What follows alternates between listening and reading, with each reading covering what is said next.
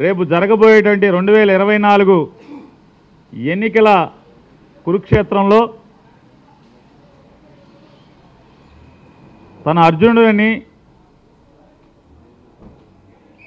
ఈ యుద్ధంలో రాబోయేటువంటి ఎన్నికల కురుక్షేత్రంలో ఈ 5 ఏళ్ళు ప్రజా శ్రేయస్సే లక్ష్యంగా పనిచేసినటువంటి నాకు ఈ రాష్ట్ర ప్రజానీకమే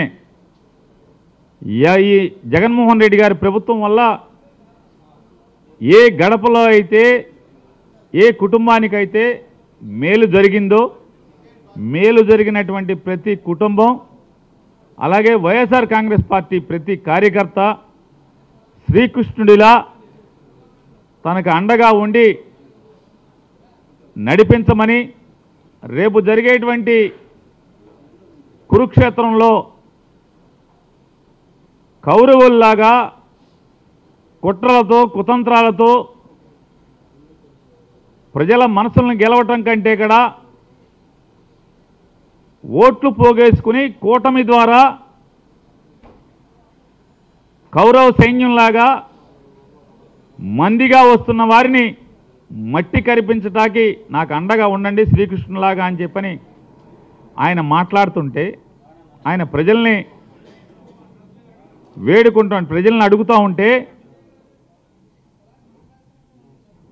జనసేన పార్టీ అధ్యక్షుడు పవన్ కళ్యాణ్ గారు ఒక జంపింగ్ జపాంగ్ని పెద్ద వీరుడిగా సూర్యుడిగా పోటుగాడిగా ఊహించుకుని అతను పక్కన పెట్టుకుని మాట్లాడతాడు. అర్జునుడైతే ద్రౌపదిని కాపాడాలంటాడు. అర్జునుడికి ద్రౌపదికి బంధం ఏంటో సంబంధం ఏంటో కూడా వీరికి తెలియదు. సరే పోతే పోయింది. చెల్లెల్ని తిట్టిస్తున్నాడు జగన్మోహన్ రెడ్డి గారని మాట్లాడతాడు. అయ్యా పవన్ కళ్యాణ్ గారు కుటుంబ బంధాల గురించి మానవ సంబంధాల గురించి కుటుంబ జీవితం గురించి ఇక మీ దగ్గర ఈ ప్రపంచం నేర్చుకోవాలంటే ఇంతకన్నా హాస్యాస్పదం ఏముంది పవన్ కళ్యాణ్ గారు? జనరంజక నటుడు 2009లో ప్రజారాజ్యం పార్టీ పెట్టినటువంటి మెగాస్టార్ చిరంజీవి గారు కేంద్ర మంత్రిగా కాంగ్రెస్ పార్టీ రాజ్యసభ సభ్యుడిగా కాంగ్రెస్ ప్రభుత్వంలో మన్మోహన్ సింగ్ గారి ముఖ్యమంత్రిగా ఉన్నటువంటి కాంగ్రెస్ ప్రభుత్వంలో కేంద్ర మంత్రిగా ఆయన ఉంటే సాక్షాత్తు చిరంజీవి గారికి తోడబుట్టినటువంటి తమ్ముడుగా మీ పాత్ర ఏంటి? మీరేం చేశారు? ఎంత అవమానించారు? మీరు చంద్రబాబు నాయుడికి మోడీకి ఓట్లు వేయమని చెప్పని కాంగ్రెస్ పార్టీని నాశనం చేయమని చెప్పని మీరు మాట్లాడితే చివరికి ఏం చేయలేని స్థితిలో చిరంజీవి అభిమాన సంఘం మీటింగ్ అదే రోజు పెట్టుకుని వాళ్ళు చెప్పుకోవాల్సిన పరిస్థితి. రామ్ చరణ్ గారు మా బాబాయికి మా నాన్నకి ఏం సంబంధం లేదు, మన ఫ్యాన్స్ వేరు, మనం అందరం కూడా కాంగ్రెస్ లైన్లో ఉండాలని చెప్పుకోవాల్సినటువంటి పరిస్థితి. మీరు అన్నల గురించి బంధుత్వాల గురించి బంధాల గురించి ఇంత పచ్చి స్వార్థంగా మీరు రాజకీయాల కోసం అన్నగారు ఎక్కడున్నాడు, అన్నగారు ఏం చేస్తున్నాడు, అన్నకి అవమానం కదా, చిరంజీవి గారికి నేను మాట్లాడే భాష నేను వేసే గంతులు చిరంజీవి గారికి తలదించుకునే పరిస్థితి కదా అని చెప్పని ఆలోచన లేనటువంటి మీరు బంధాల గురించి బంధుత్వాల గురించి మాట్లాడుతున్నారు. ఇక షర్మిలమ్మ గారి గురించి చెప్తున్నారు. ఎవరి షర్మిలమ్మ గారు? అన్నతో విభేదించి ఇవాళ అన్నగారి శత్రువులతో చేతులు కలిపి 10 ఏళ్ల క్రితమేమో మా కుటుంబాన్ని చిన్నాభిన్నం చేస్తున్నారు, నా తండ్రి ద్వారా అధికారాన్ని పొంది నా తండ్రితో సహా మా కుటుంబాన్ని ఇబ్బందులు పాలు చేస్తున్నారు, అన్యాయంగా అక్రమంగా కేసులు కట్టి మమ్మల్ని బజారు పాలు చేస్తున్నారు అని చెప్పి మాట్లాడినటువంటి ఆవిడ ఇవాళ అదే జెండా మోసే స్థితిలో అది ఆవిడది ఏ రకమైనటువంటి నడవడిక? జెండా మోయటమే కాకుండా ఇవాళ బజారుకి ఎక్కి సొంత అన్నని ఏ రకంగా మాట్లాడుతుందో ఆవిడ. మరి మాట్లాడినప్పుడు యుద్ధంలోకి వచ్చిన తర్వాత అన్నని దూషిస్తున్నప్పుడు అన్న సైన్యం ఏం చేస్తారు? ఆఖరికి పవన్ కళ్యాణ్ గారి యొక్క మనుషులు, పవన్ కళ్యాణ్ గారిని ఫాలో అయ్యేటువంటి ఫ్యాన్స్ కానీ చిరంజీవి గారు జగన్మోహన్ రెడ్డి గారిని కలవటానికి వస్తే సినిమా పరిశ్రమ గురించి ఇవన్నీ తిట్టారు. మీరు చెప్పేటువంటి మీ జనసైన్యమా జనసైకులు ఏంటిది? అది జనసైకుల జనసైన్యమా? వాళ్ళు ఎవరు? ఎన్ని చిరంజీవిని దూషించారు? అప్పుడు మీ నోరేమైంది? ఒక్క మాట అరే ఎదవల్లారా మా అన్నయ్యరా తిట్టబాకండి రా అని ఒక్క మాట మాట్లాడావా? మాట్లాడకపోగా ఇవాళ సన్నాయి నొక్కులు పత్తిత్తు కబుర్లు మాట్లాడుతున్నారు. ఇక నీతులు మీ దగ్గర నుంచి చెప్పాలి. మీరేం మాట్లాడారు? పవన్ కళ్యాణ్ గారు లోకేష్ గారిని, చంద్రబాబు నాయుడు గారిని, తెలుగుదేశం పార్టీని ఏం మాట్లాడారు? నా తల్లిని దూషిస్తారా, నా తల్లిని దూషిస్తారా అని చెప్పి రంకెలేశారు. సిగ్గు శరమన్నోడు ఎవడైనా నిజంగానే తల్లి, తండ్రి, చెల్లి అనేటువంటి భార్య అనేటువంటి బంధాలకు విలువిచ్చేవాడు అయితే తల్లిని తిట్టిన వాళ్ళని ఇవాళ ఎవడైనా తల్లిని తిట్టిన వాడిని ఏం చేస్తారు? చేతనైతే ఆడి పాడి మోస్తారు, లేదంటే భగవంతుని కోరుకుంటారు. వాడికి ఇంత దుర్మార్గంగా నేను ఆడికి మేలు చేస్తే నా తల్లిని తిట్టారు, అవమానించారు కాబట్టి భగవంతుడా వారి పాపాలని కడిగయ్యో లేకపోతే వాళ్ళ పాపాలకు తగ్గ శిక్ష అయ్యో అని కోరుకుంటారు. కానీ మనం ఏం చేస్తున్నాం? పల్లకీ మోస్తున్నాం. తల్లిని తిట్టిన వాళ్ళ పల్లకీ మోసేవాడిని ఏమంటారు?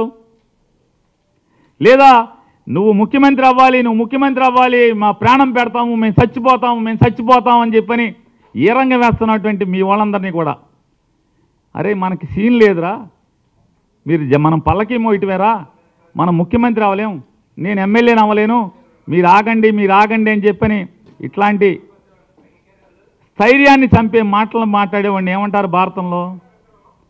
యుద్ధం చేయాల్సిన వాడిని, యుద్ధానికి సిద్ధమైనటువంటి వ్యక్తుల్ని మానసిక స్థైర్యాన్ని చంపేవాడిని ఏమంటారు? శల్యుడు అంటారు. నవయుగ భారతంలో, కలియుగ భారతంలో శల్యుడి పాత్ర పవన్ కళ్యాణ్ పోషిస్తున్నాడు అనేది మాట వాస్తవమా కాదా? యుద్ధం చేస్తున్నట్టే అంటే యుద్ధానికి సిద్ధమైనటువంటి జన సైనికుల్ని నిర్వీర్యం చేస్తూ వాళ్ళ మానసిక స్థితిని చంపేస్తూ వాళ్ళ ధైర్యాన్ని చంపేస్తున్నటువంటి అండి ఇవాళ కలియుగ శల్యుడు నువ్వు. నాడు కర్ణుడి ధైర్యాన్ని నిర్వీర్యం చేయడానికి ప్రయత్నం చేసిన శల్యుడు ఇవాళ మీ పార్టీ కార్యకర్తల్ని స్థైర్యాన్ని యుద్ధం చేద్దామని రెడీ అవుతుంటే ఆయుధాలను పక్కన పడేయండి, మనం పల్లకీ మొయ్యాలి, మన చేతిలో ఆయుధాలు కాదు, మన చేతిలో పల్లకీ పట్టి ఉండాలి, పల్లకీ కమ్మి ఉండాలని చెప్పి చెప్తున్నాడు. నువ్వు శల్యుడితో కదా శల్యుడు. మరి నువ్వు శల్యుడివి కాబట్టి అర్జునుడు అంటే నువ్వు పోల్చుకుంటున్నావు. అర్జునుడికి శల్యుడికి పోల్చుకున్నప్పుడు నీకు బాధ కలుగుద్ది. ఆ బాధతో మాట్లాడేటువంటి మాటలు. అట్లాగే ఆ పక్కన కూర్చున్న అతను ఒకటి మాట్లాడతాడు. జగన్మోహన్ రెడ్డి గారి అన్ని అసత్యాలు మాట్లాడుతున్నాడు, అబద్ధాలు చెప్తాడు. ఆయన 2004 నుంచి 2009 దాకా, 2019 నుంచి 2024 దాకా మొత్తం నాకు తెలుసు అంటున్నాడు. మరి అన్నీ తెలిసినాడు అసలు జగన్మోహన్ రెడ్డి దగ్గరికి ఎందుకు వచ్చావు? సిగ్గు శరం లేదా? ఎందుకు వచ్చావు? 2014లో జగన్మోహన్ రెడ్డి గారి సింబల్ మీద ఆయన ఫోటో పెట్టుకుని ఎందుకు ఓట్లు అడిగావు? గుంటూరులో అడుక్కున్నావు కదా, ఓట్లు అడుక్కోలేదా? 2019లో బందరు వచ్చి ఎందుకు అడుక్కున్నావు? బందరులో ఎందుకు పోటీ చేసావు వైఎస్ఆర్ కాంగ్రెస్ పార్టీ సింబల్ మీద? మరి జగన్మోహన్ రెడ్డి గారు ఇంత చెడ్డోడని నీకు తెలిస్తే మరి ఎందుకు పోటీ చేసావు? ఎందుకు వచ్చావు అని అడుగుతున్నాను. సిగ్గుండాలి కదా అన్నీ తెలిసి రావటానికి. సిద్ధం అంటే దేనికి సిద్ధం? జగన్మోహన్ రెడ్డి గారు మా బందర్ ఎంపీ సారు గారు, మీరు జగన్ సారు గారు అంటున్నారు కదా, నేను అడుగుతున్నాను సిద్ధం అంటే పారిపోవడానికి సిద్ధమా అని జగన్మోహన్ రెడ్డి గారు అంటున్నారు. పారిపోయే బతుకులు ఎవడి? బతుకులు ఎవడి పారిపోయే బతుకులు. 2004లో మన బతుకెక్కడా? తెనాలిలో. తెనాలి నుంచి 2009కి నరసరావుపేట పారిపోయింది ఎవరు? 2009 నుంచి మళ్ళీ 2014 వచ్చేప్పటికి నరసరావుపేట నుంచి గుంటూరు పారిపోయినవాడు ఎవడు? 2019కి వచ్చేప్పటికి మళ్ళీ గుంటూరులో కాకుండా గుంటూరు నుంచి బందర్ పారిపోయినవాడు ఎవడు? పారిపోయే బతుకులు ఎవరి? జగన్మోహన్ రెడ్డియా పారిపోయి? ఎవడి పారిపోయే బతుకులు? ఇట్లాంటి వాళ్ళందరినీ పట్టుకుని నాడు రాజశేఖర రెడ్డి గారు లేకపోతే బతుకులేదు. చనిపోయిన రాజశేఖర రెడ్డి గారి గురించి, కేవీపీ రామచంద్ర గురించి సాయంత్రం 8 తర్వాత ఢిల్లీలో ఏం మాట్లాడుతున్నావో కేవీపీ రామచంద్ర గారికి తెలియదు అనుకుంటున్నావా?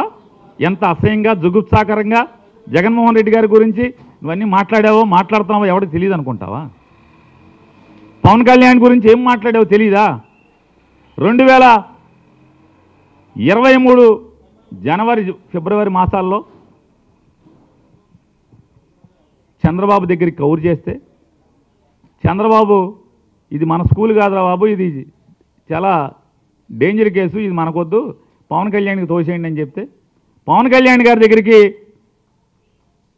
మార్చి ఏప్రిల్ మాసాల్లో పవన్ కళ్యాణ్ గారి దగ్గరికి ఒక ప్రొడ్యూసర్తో హరీష్ శంకర్ మైత్రి మూవీస్ వాళ్ళ సినిమా షూటింగ్ జరుగుతుంటే ఆ షూటింగ్ దగ్గరికి కౌరు చేసిన మాట వాస్తవా కాదా? పవన్ కళ్యాణ్ చీకొట్టిన మాట వాస్తవా కాదా?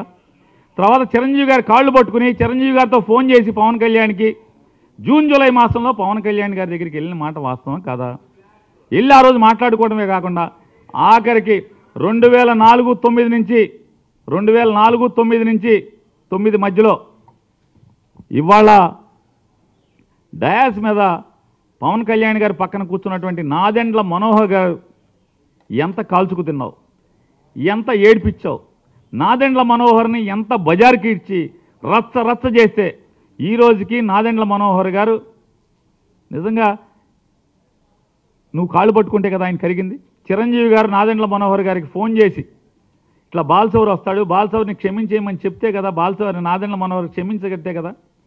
ఇన్ని సర్కస్లు, ఇన్ని పిల్లి మొగ్గలేసి ఇవాళ ఈ రకమైన మాటలు మాట్లాడతాం. పోతే పోయావు, రాజకీయాలు కావాలి, లేకపోతే ఇంకోటి కావాలి. బందర్ ఏరియాలో కాపులు ఎక్కువ ఉన్నారు, నేను ఇక్కడైతే నాకు ఇబ్బంది అవుద్దేమో, ఎమ్మెల్యేలతో పెంటలు ఉన్నాయన్నీ కూడా, ఎమ్మెల్యేలతో తగులేని నియోజకవర్గం లేదు, ఇన్ని తగులు పెట్టుకుని ఇక్కడ నా వల్ల ఎడవలేనేమని చెప్పి వెళ్ళిపోవచ్చు, తప్పులేదు. మరి రాజకీయాల కోసం ఎంతోమంది గోడలు దూకుతున్నారు, పార్టీలు మారుతున్నారు, మారండి, ఎవడు ఆక్షేపణ లేదు ఇవాళ. ఎందుకంటే ఇది కలియుగం, కాలమంట చచ్చింది, పదవి కోసం ఎంత గడ్డైనా కలుస్తున్నారు మనుషులు. సరే కానివ్వండి, దాని గురించి ఇబ్బంది లేదు, తప్పు లేదు, ఎందుకంటే లోకమంట చచ్చింది కాబట్టి. కానీ అటుకెళ్ళి మాట్లాడటం ఈ భాష నిజంగా సిగ్గు శరం ఉన్నవాళ్ళైతే ఎవడైనా నాదెండ్ల మనోహర్ కాళ్ళు పట్టుకుంటారు ఎవడైనా? ఎంత ఏడిపించావు, ఎంత నాదెండ్ల మనోహర్ని, నాదెండ్ల మనోహర్ గారి శ్రీమతి గారిని ఎన్ని దుర్భాషలాడి ఎన్ని మాటలు మాట్లాడి వెళ్ళి కాళ్ళు పట్టుకునే పరిస్థితి. ఇంక జగన్మోహన్ రెడ్డి గారి జీవితం అంతా తెలుసంట, లోపల తెలుసంట, బయట తెలుసంట, ఒంటి మీద మచ్చలు తెలుసంట, ఏం పుట్టు మచ్చలు తెలుసు. మరి ఇన్ని తెలిసినోడు ఎందుకు పోటీ చేయాలి? వైఎస్ఆర్ కాంగ్రెస్ పార్టీ మీద 2 సార్లు ఎందుకు పోటీ చేసి? ఇవాళ కాదు రేపటికి పవన్ కళ్యాణ్ కూడా ఖచ్చితంగా ఏంటో తెలుస్తుంది. ఈ అరువు జుట్టు ఎట్టుకుని, జుట్టు కూడా మంద కాదు కదా, ఎవడో జుట్టు కదా, జుట్టుతో సహా అరువు జుట్టులు తెచ్చుకుని ఈ అరువు పార్టీలు, అరువులు. ఈయనంటే జగన్మోహన్ రెడ్డి గారికి చెప్పాడని రాజధాని ఇక్కడే ఉంచుతామని అంటే ఊరు తిరిగాంట. ఏ ఊరు బాబు? అసలు 7 నియోజకవర్గాల్లో ఈ అంతమ్మ ఎన్ని ఊళ్ళు ఉన్నాయో చెప్పగలవా? వచ్చి ఇక్కడ ఉంచుని గబగబా మీడియా ముందు పాఠమాప చెప్పు. ఎన్ని ఊళ్ళు ఉన్నాయి, ఏ ఊళ్ళో సర్పంచ్ ఎవడు, ఏ ఊళ్ళో ఎంపీటీసీ ఎవడు, ఏ ఊళ్ళో ఎంపీపీ ఎవడు, అసలు మా బందర్లో కార్పొరేటర్లు ఎవడు పోటీ చేశాడు, ఎవడు గెలిచాడు, ఎవరికైనా ఓటు అడిగామా? కాబట్టి గోడ దూకటం తప్పులేదు, పార్టీలు మారటం తప్పులేదు, పదవి కోసం ఏ గడ్డిగైనా కరగటం తప్పులేదు. కానీ ఈ రకంగా ఆశ్రమం ఇచ్చిన వాడిని, నీకు అర్హత ఇచ్చిన వాడిని, అధికారం ఇచ్చిన వాడిని ఈ రకంగా కించపరుస్తూ మాట్లాడటం దేవుడు ఉన్నాడా జగన్మోహన్ రెడ్డి గారికి? దేవుడు మీ ఒక్కడికే, జగన్ సారు మీకు ఒక్కడికే దేవుడు ఉన్నాడా? మాట్లాడు. ఎంపీ సారు నీలాంటి వాడికి దేవుడు ఉంటాడా? ఇన్ని గోడలు దూకినోడికి, ఇంతమందిని వెన్నుపోటు పొడిచినోడికి, ఇంతమందిని మోసం చేసినోడికి ఎవడైనా సాధారణంగా ఏం చెప్తారంటే, ఒక చోట నుంచి ఒక అధికారి ట్రాన్స్ఫర్ అయ్యాడు, లేకపోతే మనం ఒక ఊరు నుంచి ఒక ఊరికి మారాం, ఒక పేట నుంచి ఒక ఊరికి మారాం, అద్దెంట్లోకి మారాం. ఏం చెప్తారు? ఏమండి కావాలంటే పలానా బజార్లో మేము ఉండొచ్చామండి, ఆయన ఒకసారి అక్కడ ఆ బజార్లో ఒకసారి నా గురించి ఎంక్వైరీ చేయండి అని చెప్తాం ఎవరైనా. ఒక్కసారి తెనాలిలో, లేదా ఒక్కసారి నరసరావుపేటలో, ఒక్కసారి గుంటూరులో, ఇవాళ రేపు బందర్లో ఎంక్వైరీ చేసుకుంటే తెలుస్తుంది ఎవరెవరేంటనేది. ఇవాళ పవన్ కళ్యాణ్ గారికి ఒకటే చెప్తున్నాం, అన్నని అవమానపరిచిన, మానవ సంబంధాలకు విలువ ఇవ్వనటువంటి పవన్ కళ్యాణ్ గారు, అన్నని అవమానించే పరిస్థితిలో రాజకీయాలు నడిపినటువంటి మీరు, అన్నగారు ఒక రాష్ట్ర ముఖ్యమంత్రి దగ్గరికి సినీ పరిశ్రమ గురించి చర్చలు జరపడానికి వచ్చినప్పుడు వచ్చిన మనిషి గురించి మీ ఫ్యాన్స్ అందరూ కూడా దుర్భాషలాడితే ఏం మాట్లాడారు? మీరు మాట్లాడే భాష ఏంటి? ఇవాళ మీరు చెప్పే సూక్తులేంటి? ఇవాళ తల్లిని తిట్టినటువంటి, తల్లిని దూషించినటువంటి పార్టీ పల్లకి మోస్తున్నటువంటి మీరు, అలాగే అన్నని దూషించేటువంటి, శత్రువులతో చేతులు కలిపి అన్నని దూషిస్తున్నటువంటి షర్మిల గారు, మీ ఇద్దరూ కలిసి ఇవాళ అర్జునుడు అంటే తప్పు మాట్లాడే పరిస్థితులు ఉంటే 100కి 100% చెప్తున్నాం. ఇది కలియుగం. భారతంలో ఏ రకంగా అయితే ఉందో ఇవాళ భారత రామాయణాలని పిల్లలకి ఎందుకు బోధిస్తారు? ఎందుకంటే దాంట్లో మంచిని చూసి మోటివేట్ అవ్వమని చెప్పని. ఖచ్చితంగా నేడు కలియుగం ఇది. ఈ కలియుగంలో కూడా ఈ మీలాంటి చంద్రబాబు నాయుడు, లోకేష్, పవన్ కళ్యాణ్, కాంగ్రెస్ పార్టీ, సోనియా గాంధీ, అలాగే సిపిఐ పార్టీ, అలాగే ఇట్లాంటి జగన్మోహన్ రెడ్డి గారిని వ్యతిరేకించేటువంటి శక్తులన్నీ కూడా కౌరవుల్లాగా, ఇవాళ కలియుగ కౌరవుల్లాగా జగన్మోహన్ రెడ్డి గారి మీద దాడి చేస్తుండే. 100కి 100% ఇది పెత్తందారులకి పేదలకి మధ్య జరగబోతున్నటువంటి ఈ కలియుగ యుద్ధంలో 100కి 100% మీరు ఒప్పుకున్నా ఒప్పుకోకపోయినా జగన్మోహన్ రెడ్డి గారిది అర్జునుడి పాత్రే, ఈ రాష్ట్ర ప్రజలది, వైఎస్ఆర్ కాంగ్రెస్ పార్టీ కార్యకర్తలది, వారిది శ్రీకృష్ణుడి పాత్ర అని చెప్పని మరొకసారి మీకు చెప్తున్నాం.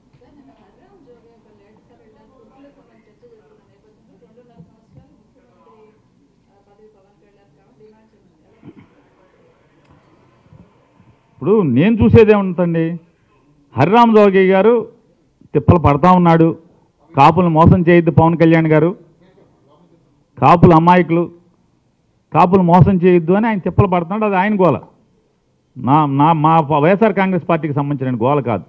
ఆయన కులపరంగా మాట్లాడుతున్నాడు. ఏమని?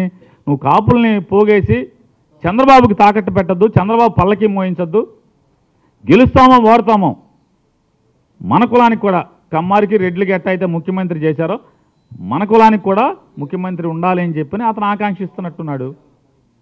ఎవరు? హరిరామజోగి గారు. ఆ ఆకాంక్షను ఒప్పుకుంటాడా లేదా?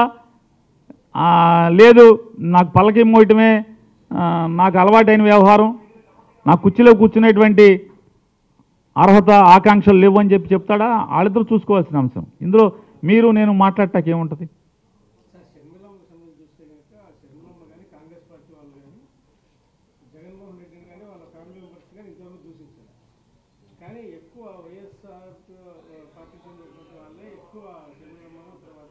సార్ మీ అంతరాత్మకి తెలుసు, దూషిస్తున్నారా దూషించట్లేదా, అవమానపరుస్తున్నారా అవమానిస్తున్నారా లేదా అనేది మీ అంతరాత్మకి తెలుసు. దాని గురించి ఓకే, మేము దాన్ని ప్రస్తావించి మాట్లాడట్లేదు.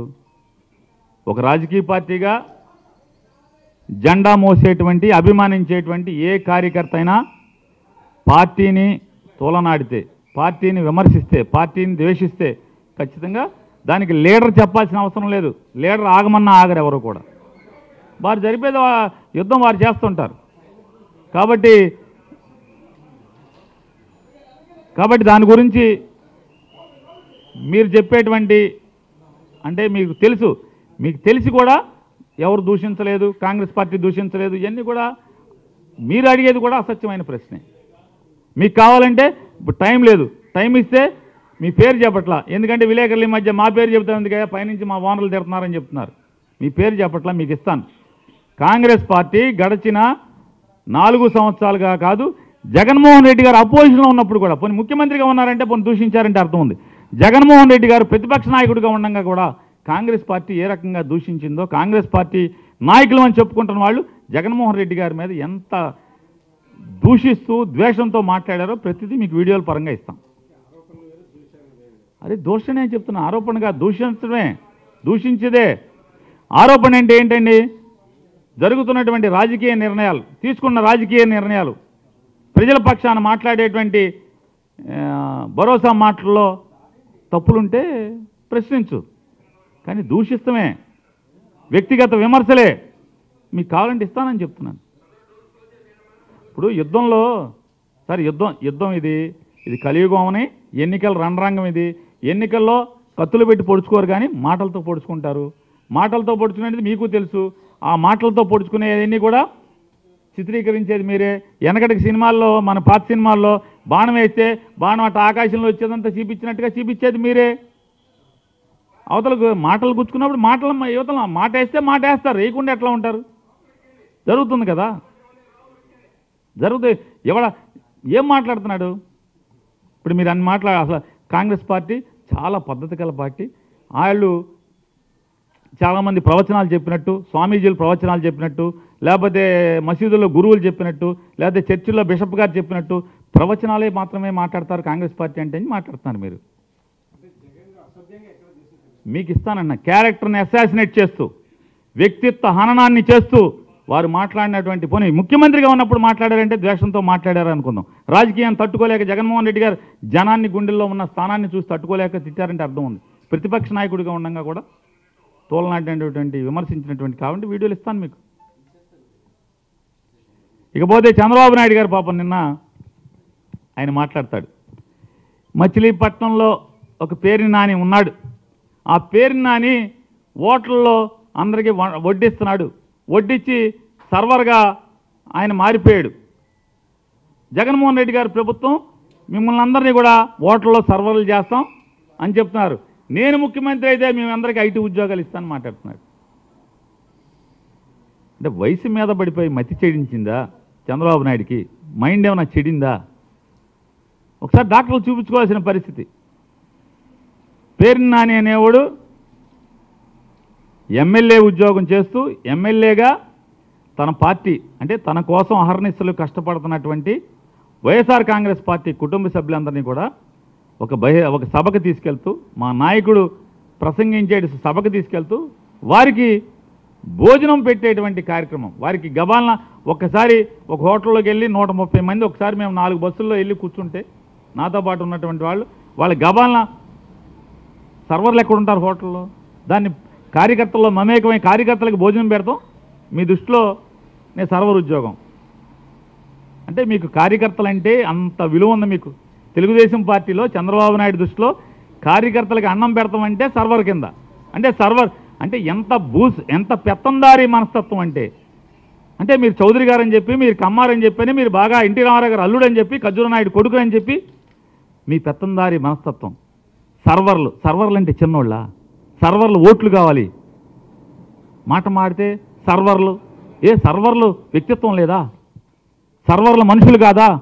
వాళ్ళ కుటుంబాలు లేవా? నేను సర్వరే అనుకో, నేను సర్వర్నే. తప్పేంటి? నీ జేబు కొడితే తప్పు, దొంగతనాలు చేస్తే తప్పు. సర్వర్ నా ఒళ్ళొంచి కష్టపడి సర్వర్ అయితే తప్పేంటి? అంటే ఎంత పెత్తందారి మనస్తత్వం, బూర్జువా మనస్తత్వం, ఎంత కులహంకారం, పేదోడంటే ఎంత చిన్న చూపు. అందుకే జగన్మోహన్ రెడ్డి గారు చెప్తున్నాడు, ఇదిగో ఇది చంద్రబాబు నాయుడు, ఇది పవన్ కళ్యాణ్, వీళ్ళు పేదలకు వ్యతిరేకం, పెత్తందారి మనస్తత్వం ఇది.